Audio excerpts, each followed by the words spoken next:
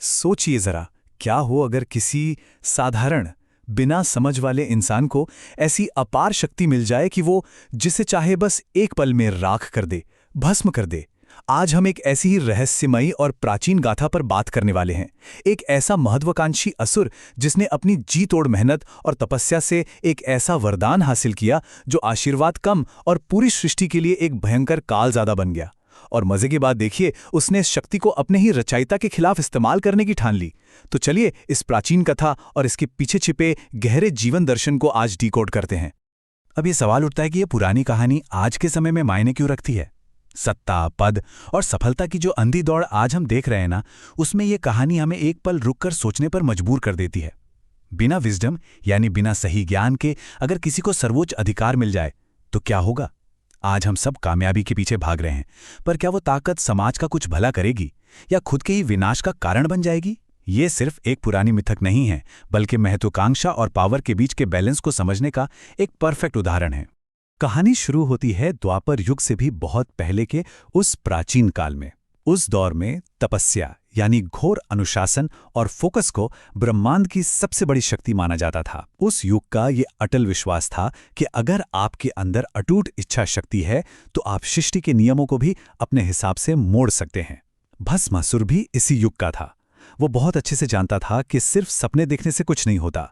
ब्रह्मांड की ऊर्जा को अपने पक्ष में करने के लिए जबरदस्त मेहनत और कठोर परिश्रम की जरूरत होती है। लेकिन भस्मासुर की सोच वो किसी साधारण प्राणी जैसी बिल्कुल नहीं थी। वो उन लोगों में से नहीं था जो थोड़े से पैसे या एक छोटा सा राज्य पाकर खुश हो जाएं। उसकी महत्वाकांक्षा असीमित थी, एकदम लिमिटलेस। उसे चाहिए थी अमरता और पूरे ब्रह्मांड पर अपना एक छत्र राज।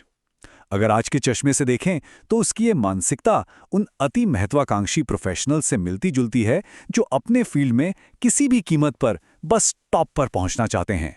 एक ऐसी भूख जो कभी शांत ही नहीं होती।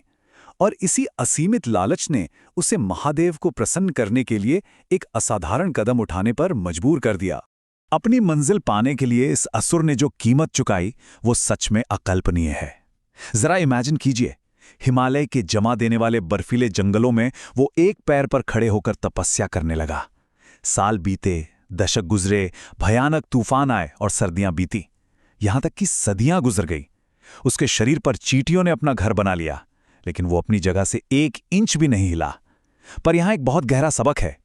यह हमें सिखाता है कि कड़ी मेहनत और समर्पण का मतलब हमेशा ये नहीं होता कि इरादे भी शुद्ध हों। कई बार सबसे ज्यादा मेहनत करने वाले दिमाग के पीछे सबसे गहरे और स्वार्थी इरादे छिपे होते हैं। खैर, जब उस भयंकर तपस्या की गर्मी से तीनों लोक कांपने लगे, तब जाके अंततः महादेव प्रकट हुए। भगवान शिव, जिन्हें हम आशुतोष भी कहते हैं, वो बहुत ही शांत और करुणामय रूप में आए। उन्होंने भस्मासुर से कहा, आंखें खोलो वत्स, तुम्हारी तपस्या पूरी हुई, मांगो क्या वरदान मांगते हो। यहां एक बहुत बड़ा कॉस्मिक नियम सिद्ध होता है। जब कोई पूरी निष्ठा से काम करता है ना, तो प्रकृति को, ब्रह्मांड को झुकना ही पड़ता है। असीम मेहनत को पहचानने और उसका इनाम देने के लिए सृष्टि विवश हो जाती है। अब भस्मासुर ने मौका देखते ही तुरंत अमर होने का वरदान मांग लिया। लेकिन यहीं पर ब्रह्मांड का एक अटल नियम सामने आ जाता है। महादेव ने मुस्कुराते हुए उसे मना कर दिया। उन्होंने साफ कहा कि जिसने जन्म लिया है उसकी मृत्यु निश्चित है, वो उसे अमरता नहीं दे सकते। और ये एक बहुत बड़ा लाइफ लेसन है। कोई इंसान कितनी भी बड़ी सफलता हासिल कर ले या कितनी भी मेहनत कर ले, कुछ बुनियादी नियम कभी नहीं बदलते। जैसे कोई भी सीईओ चाहे कितना भी पावरफुल क्यों ना हो, वो मार्केट के बेसिक रूल्स को नहीं बदल सकता। भस्मासुर को भी इसी लिमिटेशन का सामना करना पड़ा।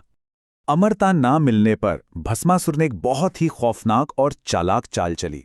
उसने तुरंत अपनी रणनीति बदल दी और कहा, ठीक है, अगर अमरता नहीं मिल सकती तो मुझे ये वरदान दीजिए कि मैं जिसके भी सिर पर अपना दाहिना हाथ रख दूं वो उसी क्षण जलकर राख हो जाएं।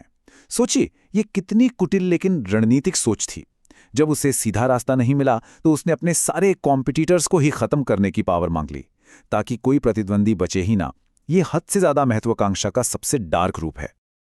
और फिर वो पल आया जिसने पूरी सृष्टि को संकट में डाल दिया। भगवान शिव, जो अपने भोलेपन के लिए जाने जाते हैं, उन्होंने इस असुर के छिपे हुए इरादों को परखे बिना ही अपना हाथ उठाया और कह दिया, तथास्तु, ऐसा ही होगा। सच कहें तो ये एक बहुत बड़ी भूल थी। ये बिल्कुल वैसा ही है जैसे किसी अयोग्य और स्वार्थी इंसान को बिना सोचे समझे किसी बड़ी कंपनी की पूरी पावर सौंप देना। निरपेक्ष शक्ति अब एक ऐसे दिमाग के हाथ में थी जिसका पूरा बेस सिर्फ और सिर्फ अहंकार और लालच पर टिका था। वरदान मिलते ही भस्मासुर के दिमाग में जो साइकोलॉजिकल शिफ्ट हुआ वो डरावना था। वो पूरी तरह से ईगो ट्रैप में फंस गया। रातों रात उसके अंदर खुद को सबसे महान समझने की भावना भर गई। लॉजिकल थिंकिंग और दूरदर्शिता तो जैसे गायब ही हो गई। उसने सोचा, क्यों ना इस पावर का टेस्ट सबसे पहले महादेव पर ही किया जाए। उसने हिसाब लगाया कि अगर शिव ही नहीं रहेंगे तो माता पार्वती और पूरी सृष्टि उसकी अपनी हो जाएगी। सोचिए, एक ही पल में एक शिष्य अपने ही गुरु, अपने ही क्रिएटर को खत्म करने के लिए तैयार हो गया। इसे ही कहते हैं पावर का अंधापन। और इसके बाद जो शुरू हुआ वो ब्रह्मांड की सबसे खौफनाक दौड़ थी। भस्मासुर अपना दाहिना हाथ उठाकर सीधे शिवजी की तरफ लपका। जो महादेव पूरी सृष्टि के स्वामी हैं, उन्हें खुद अपने ही बनाए हुए नियम और वरदान के कारण वहां से पीछे हटना पड़ा। आगे आगे त्रिलोक के स्वामी भाग रहे हैं और पीछे पीछे दौड़ रहा है भस्मासुर। पहाड़ों, गुफाओं, नदियों को पार करते हुए ये दौड़ चलती रही। ये कितनी बड़ी विडंबना है ना, जब अपना ही बनाया हुआ प्रोजेक्ट या अपनी ही बनाई हुई कोई ताकत आउट ऑफ कंट्रोल होकर खुद हमारे ही अस्तित्व के लिए खतरा बन जाए। जब मामला एकदम हाथ से निकलने लगा तब सारे देवता घबराकर श्रीहरि विष्णु के पास वैकुंठ पहुंचे। और यहां पर भगवान विष्णु ने जो किया वो कूटनीति और शांत ज्ञान का एक बेहतरीन उदाहरण है। विष्णु जी ने पैनिक करने के बजाय बहुत ही शांति से कहा, असुर का अंत उसके खुद के कर्मों और अहंकार में ही छिपा है। दरअसल अनियंत्रित अहंकार एक सेल्फ डिस्ट्रक्टिंग मैकेनिज्म की तरह होता है, यानी खुद को बर्बाद करने वाली मशीन। एक सच्चा ज्ञानी हमेशा जानता है कि सीधे ताकत भिड़ाने के बजाय दुश्मन के घमंड को ही उसका सबसे बड़ा हथियार बनाया जा सकता है। उधर भस्मासुर महादेव को बस पकड़ने ही वाला था कि अचानक भगवान विष्णु ने मोहिनी का रूप धारण कर लिया। एक बेहद ही खूबसूरत और आकर्षक अप्सरा। मोहिनी के सामने आते ही भस्मासुर महादेव को पूरी तरह भूल गया। उसका उठा हुआ हाथ हवा में ही रुक गया। वो एकदम सम्मोहित सा हो गया। ये वाकया साफ साफ दिखाता है कि एक अत्यधिक महत्वाकांक्षी और सत्ता के नशे में चूर दिमाग का ध्यान भटकाना कितना आसान होता है। बस एक नया लालच, एक नया अट्रैक्शन सामने लाओ और पुराना लक्ष्य पूरी तरह से धुंधला हो जाता है। मोहिनी ने यहां गजब की बुद्धिमानी दिखाई। जब भस्मासुर ने उसके सामने शादी का प्रस्ताव रखा तो मोहिनी ने बहुत ही शांत और रहस्यमयी अंदाज में कहा, मैं एक नर्तकी हूं और मैं उसी से विवाह करूंगी जो कला और नृत्य में मेरी बराबरी कर सके। बस इस एक छोटे से वाक्य ने पूरी जंग का मैदान ही पलट कर रख दिया। मोहिनी ने लड़ाई को शारीरिक ताकत से हटाकर कला और अहंकार की चुनौती में बदल दिया। अब भस्मासुर, जो खुद को ब्रह्मांड का सबसे ताकतवर प्राणी मान रहा था, भला इस चैलेंज को कैसे ठुकराता? उसका अहंकार ही अब उसका रिमोट कंट्रोल बन चुका था। और फिर शुरू हुआ वो मशहूर मौत का नृत्य। मोहिनी ने नाचना शुरू किया और भस्मासुर अपने घमंड में अंधा होकर उसके हर एक कॉम्प्लेक्स स्टेप की हूबहू नकल करने लगा। मोहिनी दाएं मुड़ती तो वो भी दाएं मुड़ता। डांस की स्पीड धीरे धीरे बढ़ती गई। भस्मासुर पूरी तरह से मोहिनी के उस जाल में फंस चुका था। वो अपनी सारी सिचुएशनल अवेयरनेस खो बैठा। वो कौन है, उसके पास क्या खतरनाक वरदान है, उसे कुछ याद नहीं रहा। और फिर क्लाइमैक्स के उस सबसे इंटेंस मोमेंट में मोहिनी ने नृत्य करते करते बहुत ही चालाकी से अपना ही हाथ अपने सर पर रख लिया। भस्मासुर ने भी बिना एक पल सोचे अपना वो वरदानी दाहिना हाथ सीधे अपने ही सिर पर रख लिया। और पलक झपकते ही खेल खत्म। वो अजेय महाशक्तिशाली घमंडी असुर एक भयानक चीख के साथ जलकर राख के ढेर में बदल गया।